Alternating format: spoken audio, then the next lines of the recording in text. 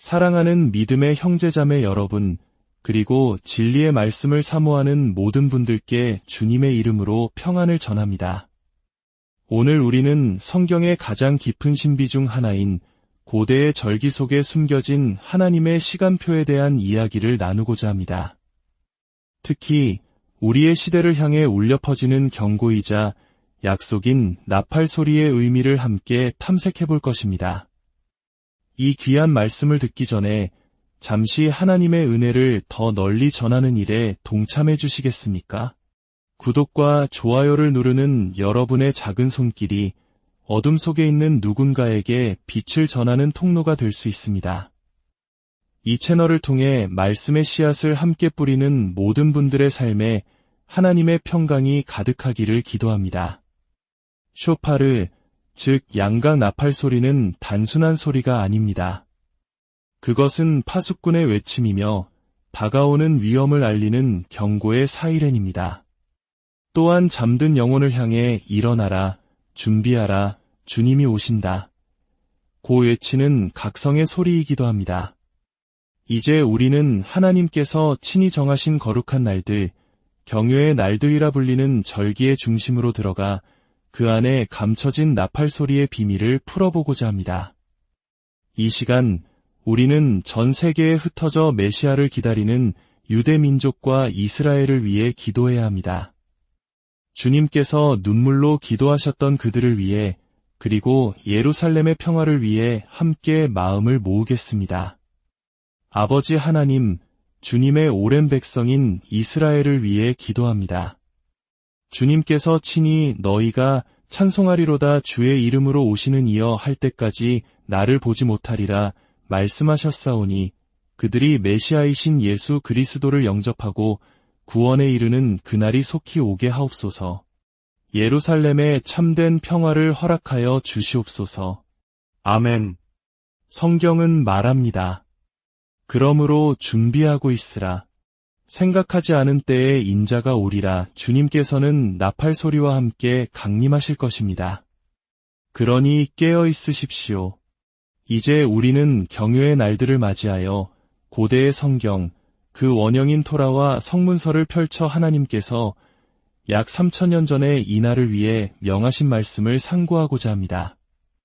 레위기 23장에 기록된 하나님의 명령을 그 본래의 언어가 담고 있는 깊은 의미와 함께 들어보겠습니다.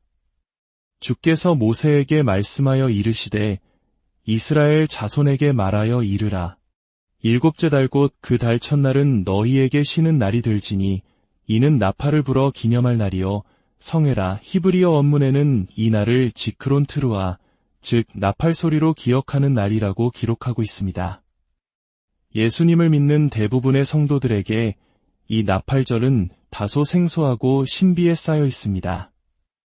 하지만 이 날은 우리 신앙의 핵심과 마지막 때를 이해하는 매우 중요한 열쇠를 쥐고 있습니다.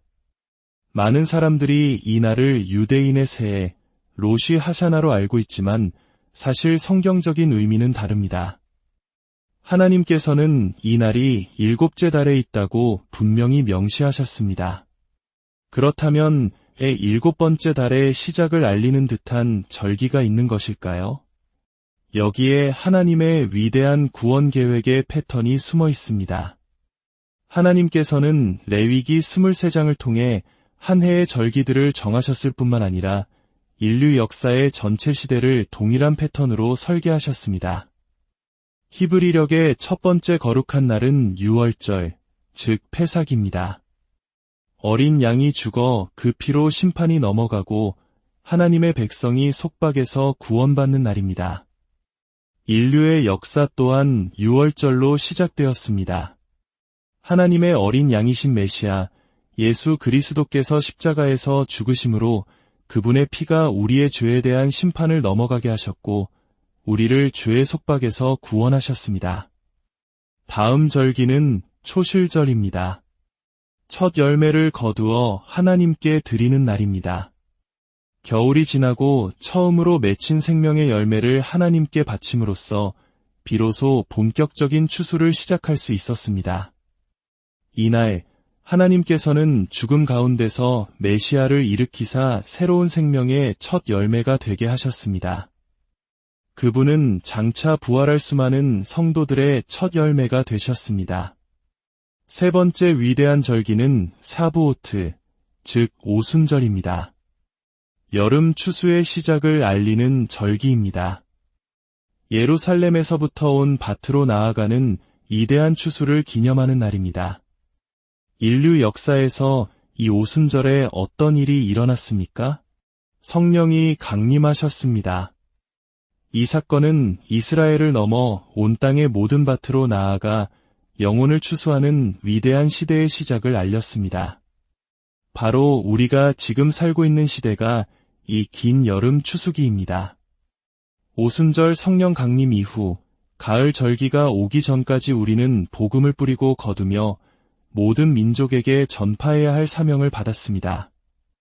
대부분의 성도들은 유월절과 오순절의 의미는 잘 알고 있습니다. 왜냐하면 메시아의 초림을 통해 이 봄의 절기들이 이미 성취되었기 때문입니다. 그렇다면 가을 절기들은 왜 신비에 쌓여 있을까요? 그 이유는 아직 예언적으로 성취되지 않았기 때문입니다. 가을 절기들은 바로 메시아의 다시 오심, 즉 재림에 관한 것입니다. 예수님께서 봄의 절기들을 문자 그대로 성취하셨듯이 가을의 절기들 또한 정확하게 성취하실 것입니다. 여름 추수기가 끝나갈 무렵 다음으로 다가오는 위대한 절기는 무엇일까요? 바로 나팔절, 히브리어로 욤트루아, 나팔을 부는 날입니다.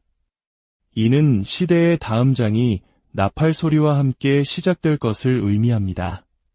그렇다면 나팔, 즉 쇼파르 소리는 무엇을 상징할까요? 첫째, 쇼파르는 전쟁의 소리입니다. 진군하는 군대의 소리이며 침략하는 군대의 소리입니다.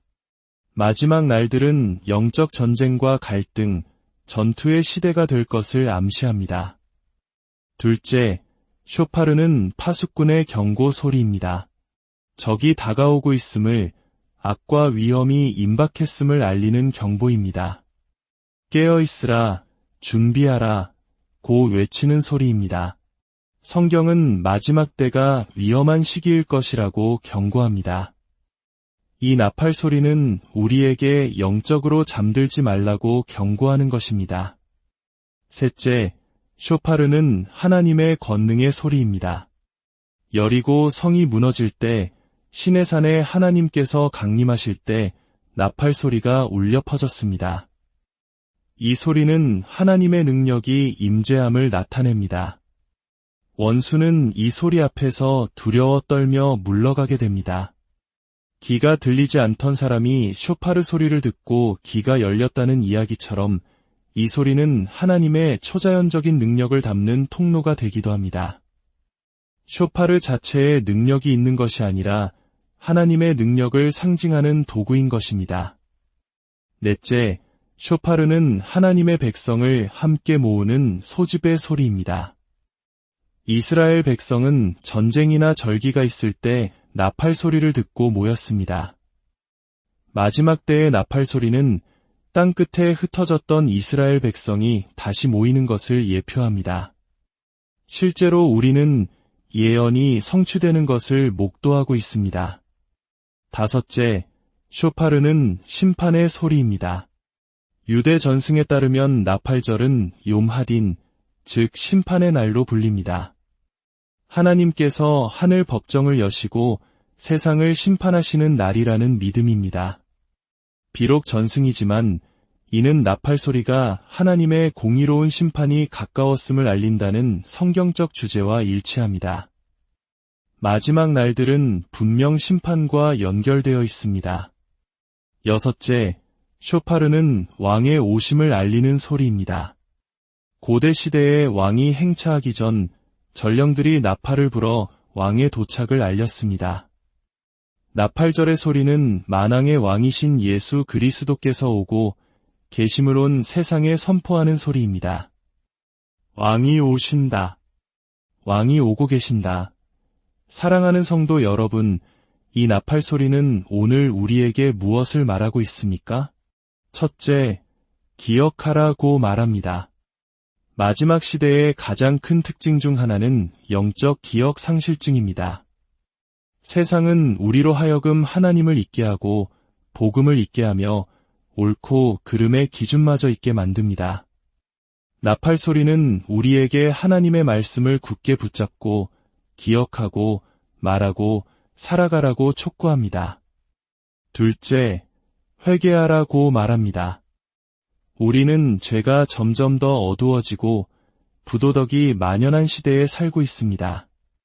이런 때일수록 우리는 세상의 문화와 죄악으로부터 자신을 깨끗하게 하고 거룩함을 지켜야 합니다. 더욱 하나님을 위해 급진적인 삶을 살아야 합니다. 셋째, 시간이 얼마 남지 않았다고 말합니다. 나팔 소리는 여름 추수가 끝나가고 있음을 알리는 신호였습니다. 거둘 것이 있다면 지금 거두라. 할 일이 있다면 지금 하라. 고 외치는 소리였습니다. 우리에게 주어진 시간은 영원하지 않습니다. 일할 수 없는 밤이 오기 전에 지금이 바로 복음을 전하고 마음을 열고 삶을 드려야 할 때입니다. 넷째, 왕이 오고 계시니 준비하라고 말합니다. 그분을 만날 날에 합당한 모습으로 살아가십시오. 삶을 준비하고 바로잡아야 할 것이 있다면 바로잡고 일어나야 할 부분이 있다면 일어나십시오. 다섯째, 돌아가라고 말합니다. 이스라엘이 약속의 땅으로 돌아와야 했던 것처럼 마지막 때의 교회는 본질로 돌아가야 합니다. 우리의 본질은 어디입니까? 바로 사도행전의 초대교회입니다. 성령으로 충만하여 세상을 변화시켰던 그 급진적이고 혁명적이며 불타는 믿음으로 돌아가야 합니다. 마지막으로 나팔 소리는 우리에게 일어나라 고 명령합니다. 나팔 소리는 부활의 소리입니다. 불확실하고 연약한 소리가 아니라 담대함과 승리의 소리입니다. 하나님은 이 마지막 시대에 우리가 두려움 없이 담대하게 살기를 원하십니다. 의인의 장막에는 기쁨과 승리의 외침이 있다고 성경은 기록합니다. 세상이 어떠하든 우리는 약하지 않고 강하며 소심하지 않고 담대하게 선지자와 사도들처럼 살아야 합니다. 지금이야말로 하나님을 위해 서는 것이 가장 의미 있는 시대이기 때문입니다.